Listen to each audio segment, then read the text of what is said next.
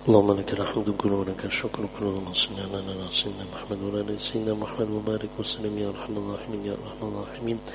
اللهم انا نسالك من خير ما سالك من نبيك محمد صلى الله عليه وسلم ونعوذ بك من شر ما استعاذ من نبيك محمد صلى الله عليه وسلم وانت المستعان عليك البلاء ولا حول ولا قوه الا بالله. جزا الله عنا محمدا صلى الله عليه وسلم واهله. اللهم انت السلام ومنك السلام تبارك ذا الجلال والاكرام. سبحان ربك رب العزة عما يصفون وسلام على المرسلين والحمد لله رب العالمين. On a lu 50 fois la ilaha illallah, donc c'est 50 âmes, incha'Allah ta'ala, dans le paradis. Jazakumullah.